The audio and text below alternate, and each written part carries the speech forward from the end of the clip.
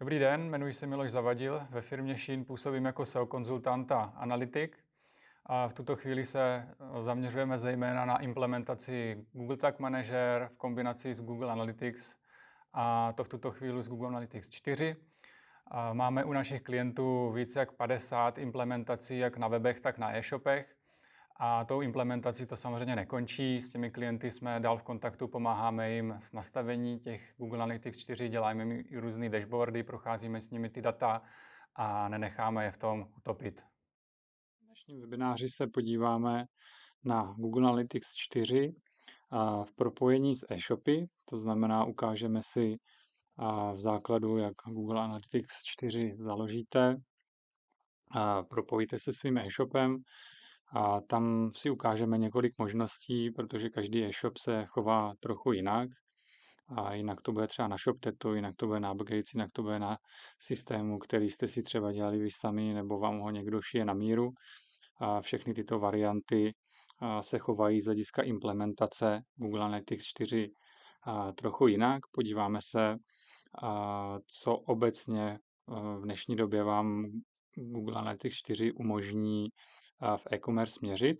A v neposlední řadě si ještě ukážeme, jak si nastavit nějaký základní přehledy, explorace, jaký je rozdíl mezi přehledem a explorací a jaké informace z nich můžete v základu vytáhnout.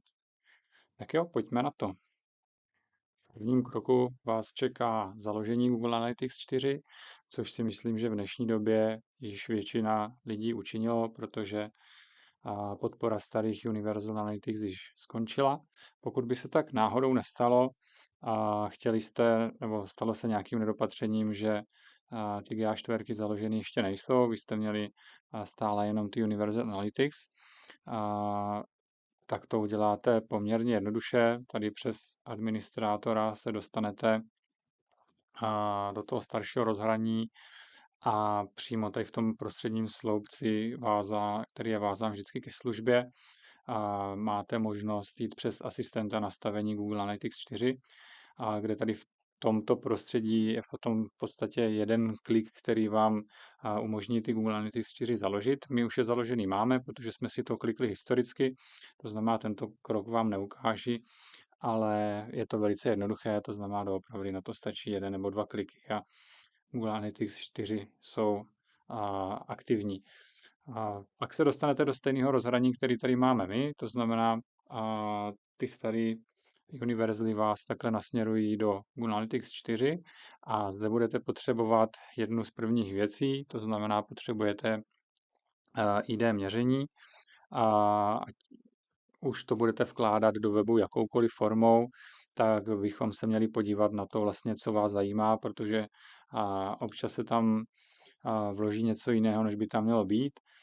A ať už to budete dělat přes Google Tag Manager nebo napřímo, vždycky se bavíme o tom, že vás bude zajímat tady to ID měření začínající tím Gčkem. Jo, to znamená, je to tohle, není to to ID toho streamu. Občas jsem to už někde viděl, že třeba do Google Tag Manageru lidé dávali to ID streamu, ale to vám fungovat nebude. To znamená, vždycky musíte jít tady po tomto IDčku. A to znamená, to je k založení, to je velice rychlý, intuitivní, většinou v tom nebývá žádný problém nebo něco, na čem byste se sekli.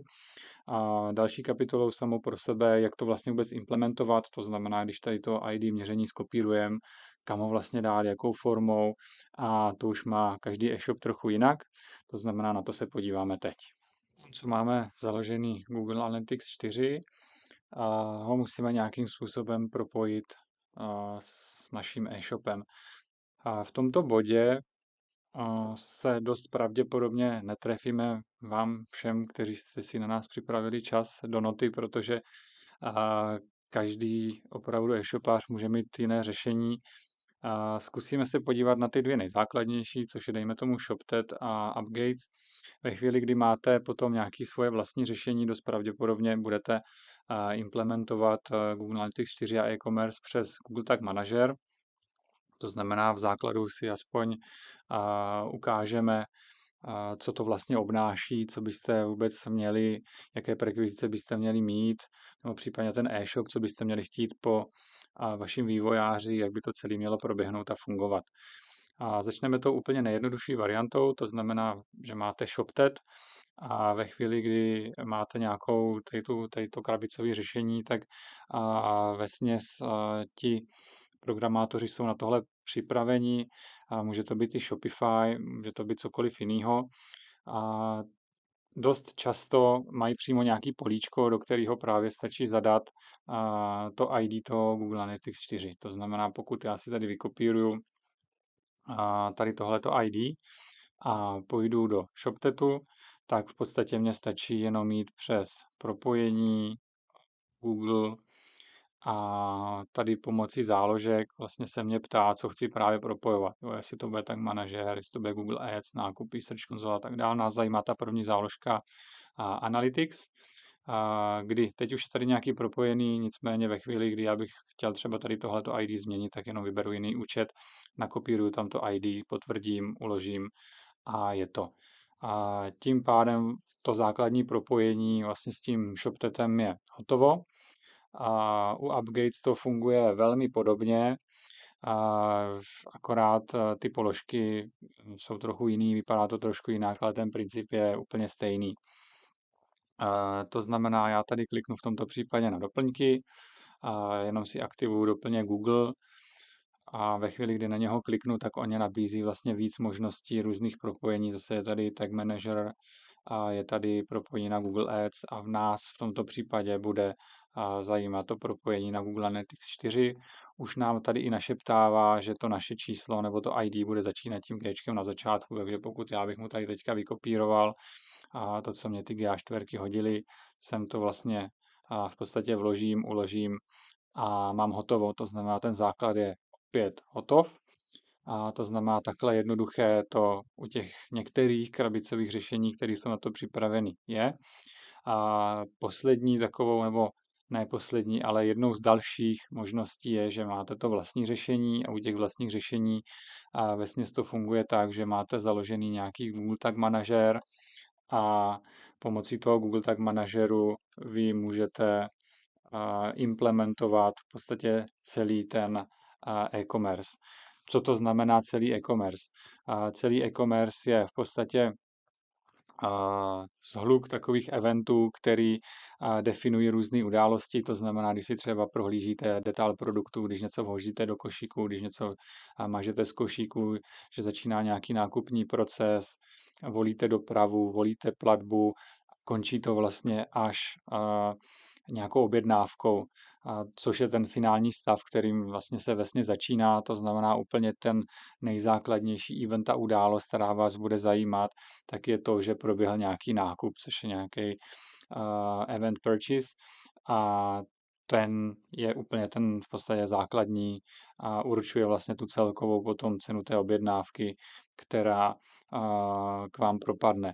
Ty další eventy potom samozřejmě jsou důležitý nebo vhodný implementovat z toho důvodu, že vám rozevírají další různé statistiky, abyste věděli, kolik lidí prošlo třeba do detailu produktu, kolik vůbec těch produktů se hodilo do košíku a tak dál. Neuděláte to bez toho, aniž by vám programátor implementoval takzvanou datovou vrstvu, která vlastně předává ty data do toho Google Tag Manageru. Bez té datové vrstvy to dost pravděpodobně nepůjde, nebo půjde to velice komplikovaně. Nicméně celý ten systém vlastně toho Google Tag Manageru a propojení do Google Analytics je vlastně závislý na tom, že vy z té datové vrstvy, to znamená, to jsou ty informace od toho programátora, který vám předá o těch produktech nebo těch objednávkách, vezmete tady Google Tag Manažerem a řeknete, tady máš Google Analytics, ty data a už se s tím nějak jako poper. Nedá se říct, že by to bylo ani jednoduchý, ani složitý, nicméně už to vyžaduje jistou míru edukovatelnosti, jak má vypadat ta datová vrstva, který ty eventy vůbec existují, vyspecifikovat si to vůbec, který potřebujete, který nepotřebujete, to znamená udělat si takový jakoby plán měření a z toho plánu měření se pokusit o tu implementaci. V reálu to pak vypadá nějakým takovým způsobem, že tady máte vlastně x různých značek. Každá ta značka vlastně reprezentuje jeden ten event. V současné době je možné už se přímo napojit na datovou vrstvu. To ještě nějakou dobu zpětně nešlo, to znamená, když jsme právě implementovali třeba tu objednávku, tak vidíte, že tady máme nějakou starou novou datovou vrstvu, to znamená ty informace třeba právě o tom eventu té objednávky jsme tam implementovali pomocí parametrů. Aktuálně už to jde přímo z datové vrstvy, to znamená, pokud ta datová vrstva je vytvořena správně, bez nějakých syntaktických chyb, tak my v podstatě můžeme od tady toho způsobu upustit, to znamená, toto já v podstatě můžu všechno smazat a měla by se tady objevit záložka o elektronickém obchodu, že chci odesílat data vlastně pomocí ze zdroje data, který je v datové vrstvě.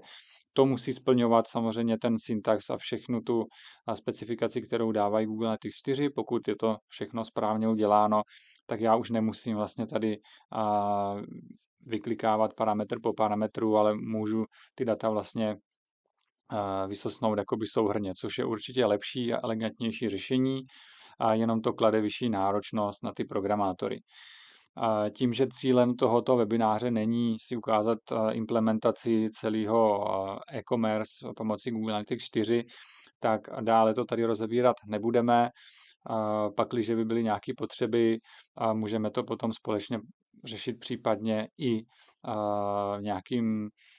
nějakou mailovou komunikací nebo případně nějakým meetem nebo jakoukoliv jinou online formou a dokážeme vám s tím poradit, dokážeme to implementovat i na e-shopy, který na to připravený nejsou, tím, že dáme i specifikace programátorům a na základě těch specifikací to s nimi doladíme. To znamená, pokud by bylo potřeba, tak i s tímto vám dokážeme pomoct. Nicméně v tomto webináři se potřebujeme teďka posunout dál, aby jsme si mohli ukázat alespoň některé ty základní eventy, kde je potom vidíte ty data z nich a tak dál. To znamená, dále se tady do toho Google Tag Manageru potápět nebudeme. Ještě předtím, než se fyzicky ponoříme do rozhraní Google Analytics 4 a podíváme se na nějaké základní přehledy, bychom se měli aspoň rámcově podívat na to, který vlastně ty eventy pro nás ti vývojáři připravili, protože každá potom ta e-shopová platforma implementuje vesměs jenom nějakou část ze všech těch eventů. Pakliže potřebujete ještě nějaký svůj, samozřejmě to o domluvě s tou platformou nebo o domluvě s vaším vývojářem, pokud si to děláte sami nebo v kooperaci s ním, a i pokud si to samozřejmě nebudete pamatovat, což vůbec není potřeba, tak je dobrý vědět, kam šáhnout. Krásný článek na to zpracoval Simo Ahava, kde jednak jsou i v podstatě instrukce k implementaci, jsou tady vypsány všechny datové vrstvy, to znamená to, co potřebujete pro tu implementaci, tak tady v tomto článku najdete. Je za mě úplně skvělý, to znamená, dáme vám na něho i prodlink pod to video. A zde vidíme ty základní eventy, které máme k dispozici. To znamená, jak jsem říkal, ten úplně základní je vlastně ta objednávka, když proběhne, a vy můžete v podstatě potom se dívat ještě na další věci. To znamená, jak jsem říkal, jsou tady nějaké přidání platby, přidání dopravy, zahájení nákupního procesu, zobrazení košíku, odstranění produktu z košíku a tak dál. A pokud se podíváte tady potom do toho článku podrobněji, tak všechny ty eventy jsou tady poměrně dobře rozepsány, to znamená, mělo by být i zřetelný, k čemu všemu se používají. Uvidíte i, jaký data vlastně do těch eventů tečou, a podle toho se samozřejmě můžete poměrně dobře rozhodnout, jestli vůbec ten event potřebujete implementovat nebo ne, protože pokud se bavíme o tom, že to bude dělat vývojář, tak jeho čas pravděpodobně něco stojí a není nezbytně nutný mít na svém e-shopu implementováno úplně všechno. A to znamená, to je k tomu, co vlastně máme aktuálně k dispozici, s čím můžeme pracovat. A nyní se budeme podívat přímo do rozhraní Google Analytics 4, kde najdete nějaký základní data, k čemu jsou třeba dobrý, anebo případně pokud si chcete vytvořit nějaký vlastní přehled, tak se podíváme, jak toho docílíte. Nyní budeme předpokládat, že se nám podařilo úspěšně implementovat Google Analytics 4 na náš e-shop a podíváme se zlehka do rozhraní samotného, kde najdete některé základní data. A zde přichází takový drobný kámen úrazu u poměrně vysokého procenta e-shopařů, protože byli zvyklí na některé přehledy v Universal Analytics a v Google Analytics 4 je nevidí nebo neví, kde je mají hledat. Takovým základním přehledem byl akviziční a v podstatě přehled, odkud vám chodí objednávky, a podívat se na nějaký source medium, znát zdroj médium, odkud vlastně ti lidi vůbec chodí, dělají ty obchody a tady to samozřejmě najdete. Není to úplně na první dobrou, jak to bylo nachystané v těch Universal Analytics, nicméně není to nic komplikovaného. A další věc je podívat se třeba, které produkty se kupují, za kolik se kupují a tak dál. A samozřejmě alternativou by bylo vytvořit si nějaký svůj přehled, ale to si potom ukážeme za chvíli. Ty základní jsou vesměs i tady a najdete je vesměs tady pod tím zpeněžením nebo pod těma akvizicema, pokud se bavíme tady úplně o těch základních. To znamená, pokud bychom třeba chtěli vědět doopravdy, kolik objednávek, respektive kolik lidí nám chodí z různých zdrojů, tak můžeme tady přes tu akvizici návštěvnosti se podívat, jak to vypadá, odkud vlastně lidi chodí, co se tady děje, jaké jsou tady konverzní poměry a tak dál. Vtip je v tom, že hodně lidí neví, že tady je vlastně nějaký klikátko a když bych se chtěl podívat třeba na to, kolik vlastně přišlo objednávek nebo vůbec bylo splněno nějakých konverzí přes ten náhled toho zdroje média, tak jenom tady stačí takhle se přepnout a celý ten graf se vlastně změní. Některé ty položky jsou jenom tady potom vzadu, pokud máte nějaký menší monitor, to znamená lehce matoucí může být, že nevidíte některou tu položku, na kterou jste zvyklí třeba na začátku, takže stačí pošoupnout jenom lištou a je to v pohodě.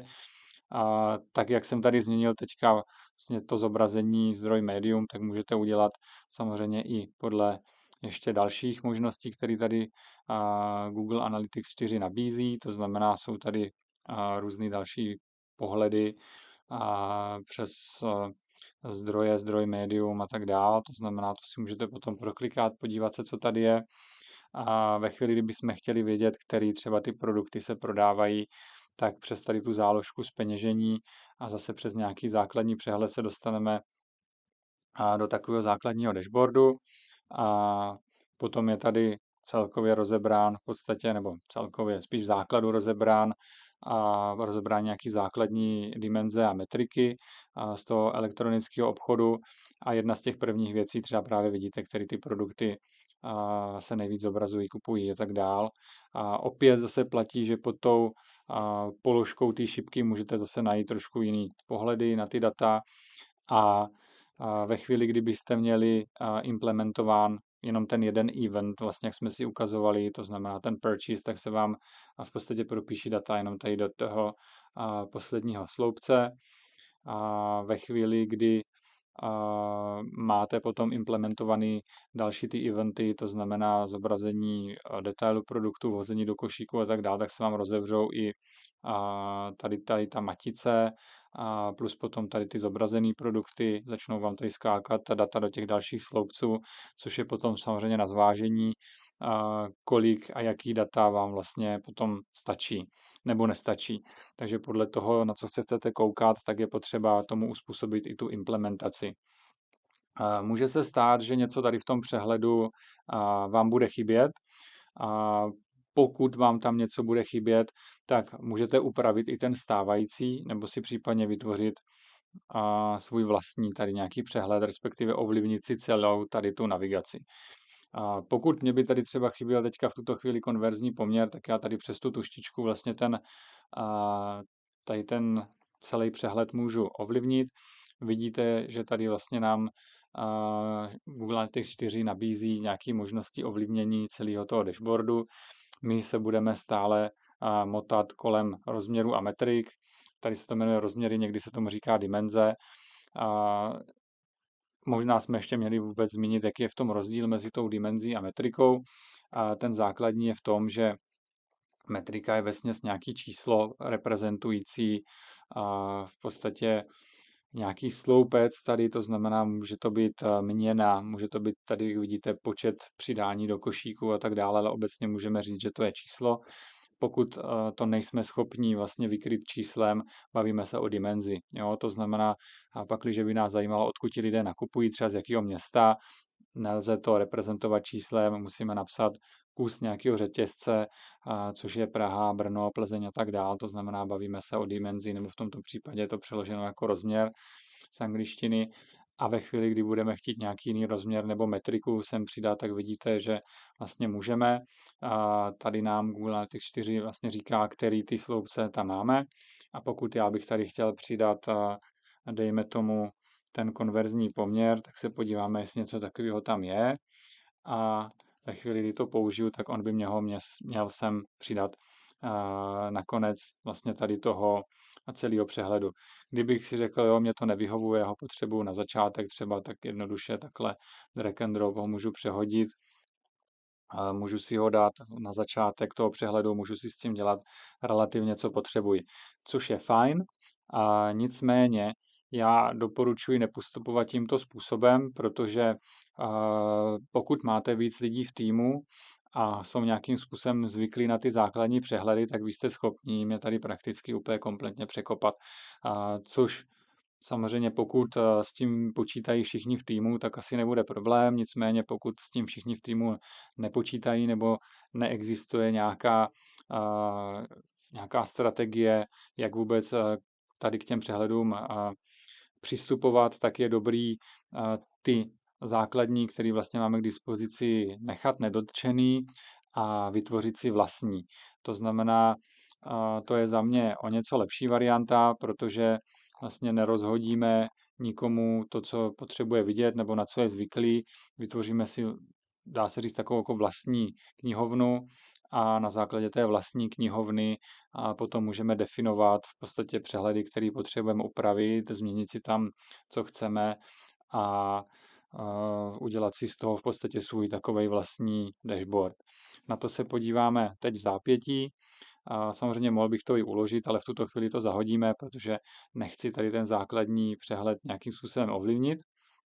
A v tom dalším kroku si teď ukážeme to, jak pokud bych tady chtěl třeba přidat ještě nějakou další položku tady do té navigace, tak jak to uděláme, co pro to potřebujeme a jak dlouho to vlastně trvá. Dále se tedy podíváme tady v tomto rozhraní Google Analytics 4, jak ovlivnit tady tu levou navigaci.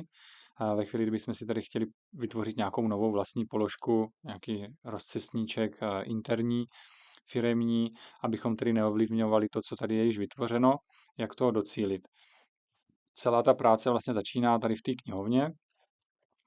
Když si ho rozevřeme, tak vidíme, že tady to nastavení přesně souhlasí s tím, co tady vidíme. To znamená, jsou tady nějaké obchodní cíle, uživatele, životní cyklus.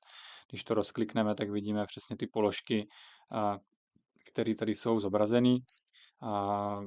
Tu šipečku dolů samozřejmě můžu ještě rozkliknout a potom tady máme fyzicky ty přehledy, které potřebujeme vidět. Dejme tomu, že si teda vytvoříme nějaký náš vlastní, ne přehled, ale sbírku. V tomto případě oni celkově tu záložku tu z té horní úrovně nazývají sbírkou, takže si tady nastavíme nějakou testovací sbírku. Vytvoříme si i jedno podtéma, což je taková ta šipečka dolů, která se otvírá. To znamená, řekneme, že první se bude jmenovat nákupy, dáme si pod ní třeba nějaký přehledy s nákupama, vytvoříme si tam ještě jednu, což můžou být třeba nějaký konverze. A tady se nás ptá vlastně na souhrnný nebo nějaký podrobný přehled. My teď zkusíme si tam dát dva nějaký podrobný přehledy, to znamená do těch nákupů si dáme nákupy, to dává smysl, do těch konverzí si dáme konverze.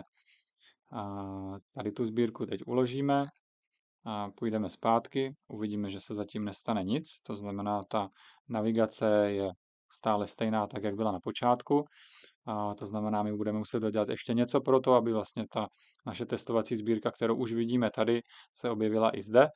A jedinou věcí, kterou potřebujeme v podstatě udělat, tak je ji publikovat a obnovit stránku, protože vy těch sbírek tady můžete mít i v nějakým nepublikovaným stavu vlastně více, pokud by bylo potřeba, aby na tom pracoval víc lidí, každý si může udělat svou a pomocí po těch publikací ovlivňujeme to, co se vlastně tady v tom levém menu zobrazí a to, co se v něm nezobrazí.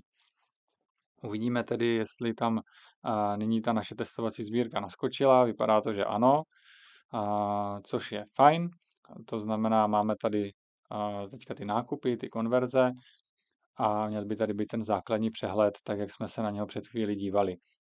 A my jsme říkali, že bychom tady chtěli ten konverzní poměr, který teď tady samozřejmě není, protože my jsme vyšli vlastně z toho přehledu předdefinovaného. To znamená, bylo by fajn teďka nějakým způsobem si ho upravit, ten upravený přejmenovat a dát si ho do toho našeho přehledu. Tím pádem bychom vlastně splnili to, co jsme si přece vzali na počátku, že tady budeme mít nějakou vlastní navigaci a v tom už upravený přehledy, ale ty základní nebudeme vlastně ničit. Takže já budu postupovat úplně stejně, jak jsme si to naznačili před chvílí. To znamená, dám si tady upravit přes tu tušku ten přehled, mrknu do těch metrik a měl bych tady snad najít zase ten konverzní poměr. Ten tu máme, takže já ho tady přidám. Tak, jak jsme si ukazovali, můžeme jednoduše samozřejmě ovlivnit i to pořadí. To znamená, pokud by mě nevyhovovalo, že je na konci, můžu si ho tady dát třeba klidně na začátek a uložím si to. On by se měl teďka přesunout tady na první pozici. Jo, už ho tady máme. A teď při tom ukládání vlastně se nás analytici zeptají, jestli chceme tvořit nějaký nový přehled nebo ovlivnit ten stávající. Tím, že jsme si říkali, že ten stávající ovlivňovat nechceme, tak si vytvoříme nějaký nový. Ten si pojmenujeme, jak potřebujeme. Já, abych ho poznal, tak si tady dám nakonec třeba test a uložím ho. A on se v tuto chvíli ještě nepropíše vlastně do té naší sbírky, nicméně spadne tam jakoby do té knihovny a my poslední věc, kterou potřebujeme udělat, tak právě pomocí té knihovny si ho nastavit do toho našeho přehledu. Protože pokud teďka přes ty přehledy půjdeme, tak tím, že jsme neupravili ten stávající, tak uvidíme, že pod těmi nákupy bude ještě ten starý. Jo, to znamená, to je ten, který jsme si tam dali úplně na počátku. Takže tady logicky nevidíme ten konverzní poměr a my musíme opět přes tu knihovnu jít a jenom vlastně tady v tom nastavení říci, že už tam chceme ten náš nový, který má v sobě ten přívlastek toho testu. To znamená, upravíme sbírku, tady budeme mazat tady ten výchozí přehled a podíváme se, jestli tady v tom celkovém přehledu je někde ten náš test, už ho tady vidím, to znamená úplně stejným postupem ho přetáhnu do té sbírky, uložím to do aktuální, nechci tvořit teďka žádnou novou a píše mě to, že změny byly uloženy, tak se podíváme na ten výsledek, jestli tomu tak doopravdy je, nebo ještě tam došlo k nějaké třeba anomálii, což se samozřejmě může stát.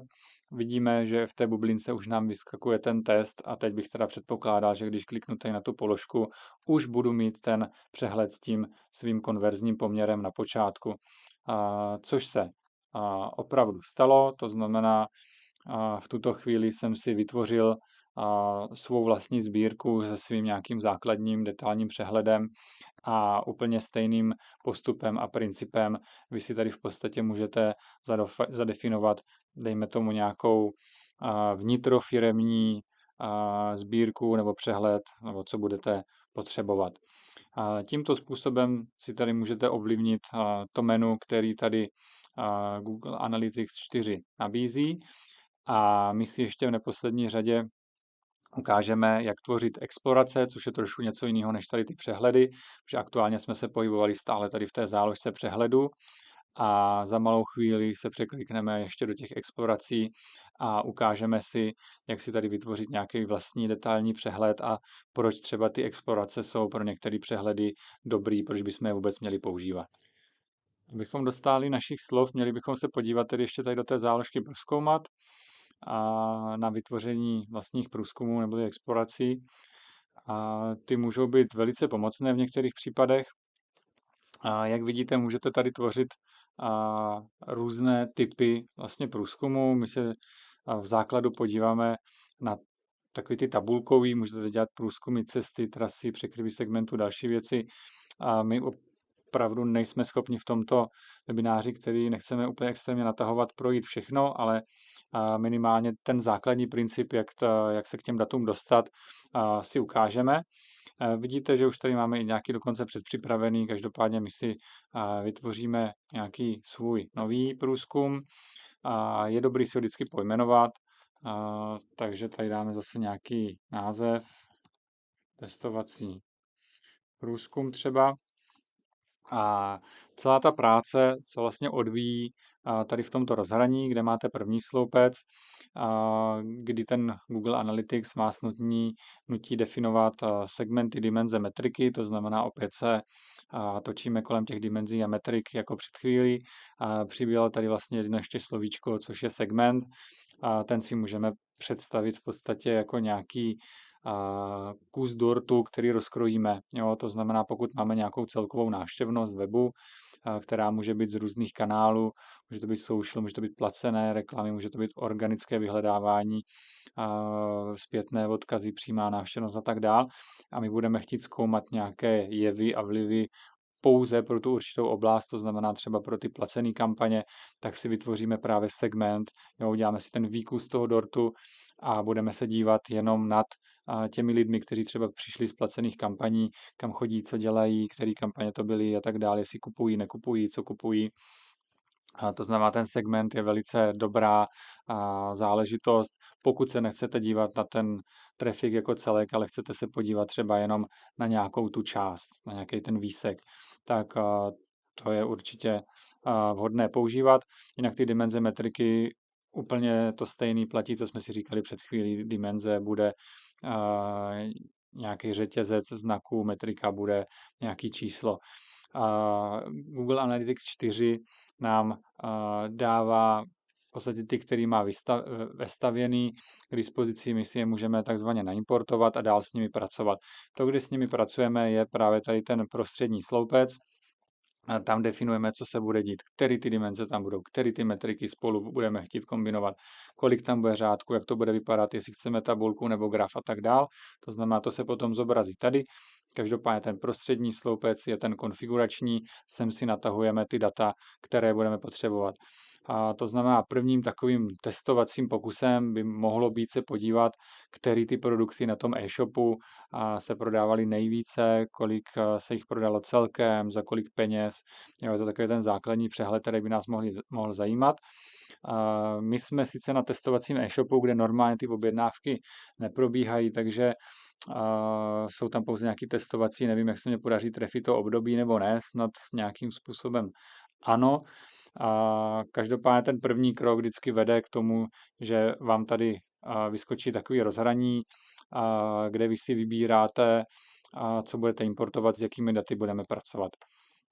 Já upřímně doporučuji, nevím, jestli to bude vyhovovat všem, nicméně já ještě než jdu vybírat vesměs tady ty dimenze metriky, tak se přepínám do angličtiny, protože pokud potřebujete nějakou radu, tak je dost pravděpodobný, že v angličtině naleznete odpověď na váš dotaz v češtině.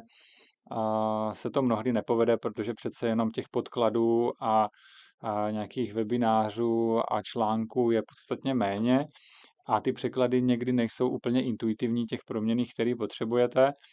To znamená, za mě je dobrý, ale nenutím to samozřejmě, můžete se v klidu orientovat i v té češtině. Pro mě je trošku lepší ta angličtina, protože se to lépe potom dohledává, pokud je něco potřeba.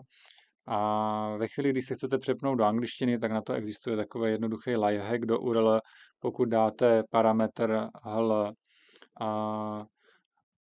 rovná se n, tak on by vám měl přepnout analyticsy do angličtiny, což je potom pro to hledání příjemnější. Jo, vidíte, že se nám to rozhraní přeplo, to znamená, můžeme se jít podívat do toho výběru, opět je to v angličtině a my budeme hledat v tuto chvíli dimenze spojený s produktem, to znamená, bude to určitě spojený s tím prefixem item a my budeme chtít určitě se podívat na jméno toho produktu To znamená, to nám v tuto chvíli stačí jako jediná dimenze a do té metriky zase ta metrika bude spojená s tím item dost pravděpodobně, protože musíme k sobě párovat ty stejné věci, jinak by nám to nefungovalo.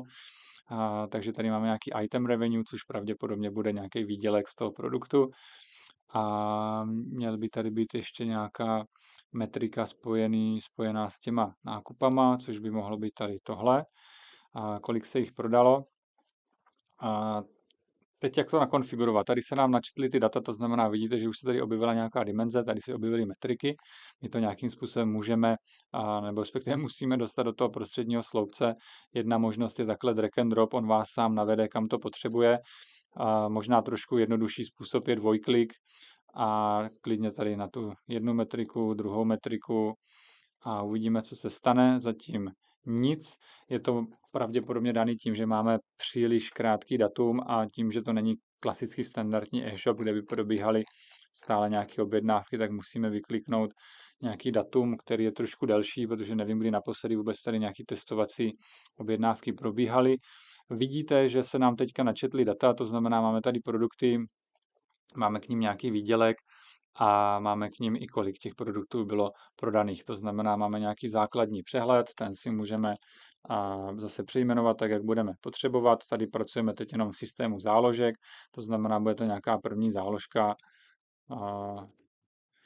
počet prodaných produktů.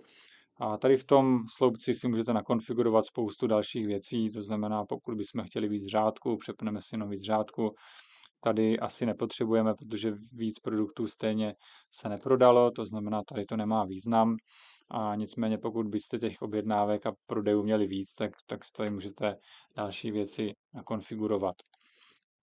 A standardní takový další přehled je, že se chceme podívat třeba na source medium, odkud ty nákupy probíhají.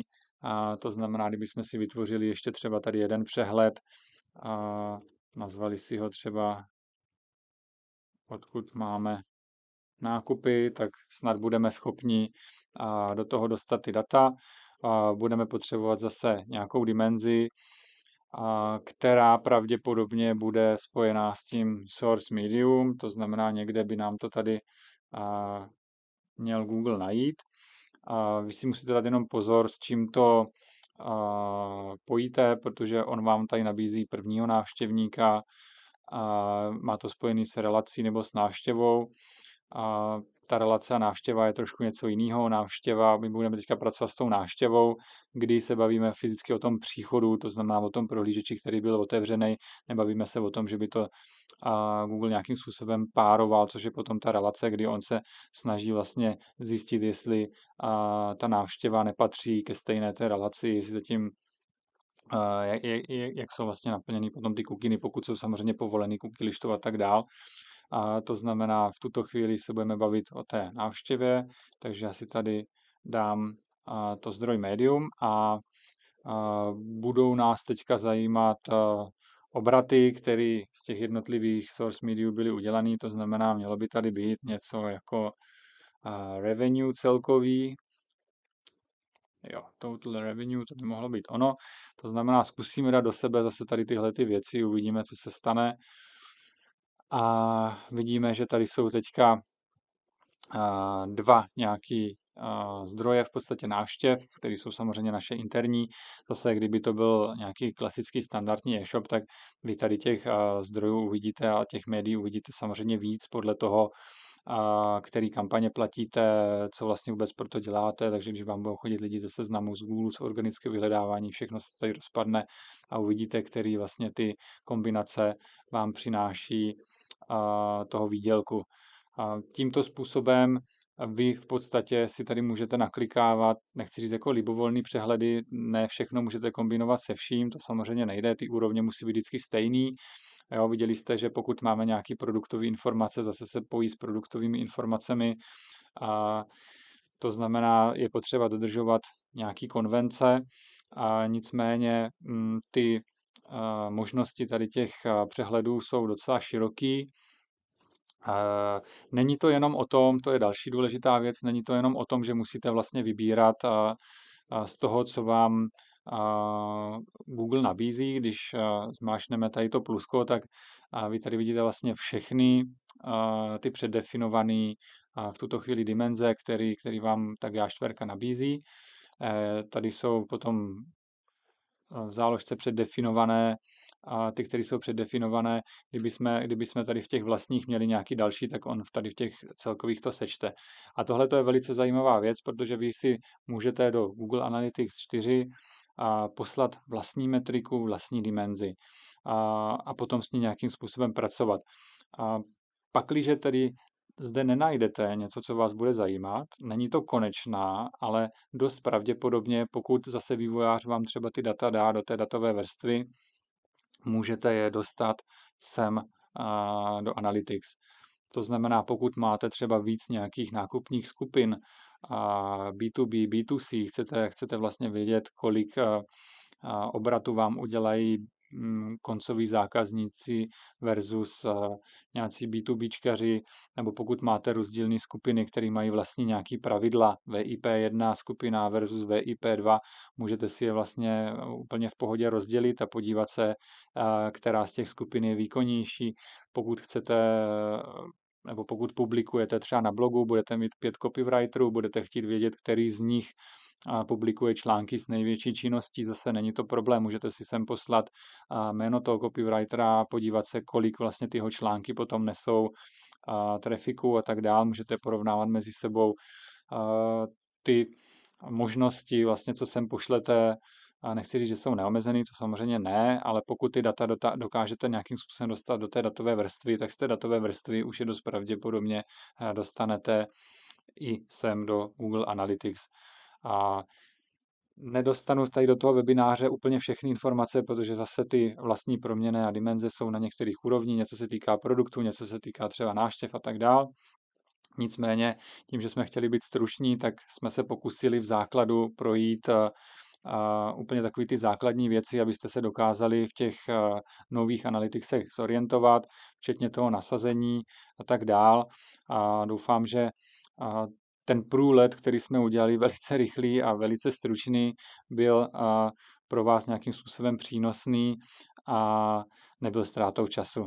Takže pokud jste to vydrželi až sem, tak vám moc děkuji za pozornost a věřím, že třeba se ještě někdy uslyšíme. Díky moc a mějte se. Naschle.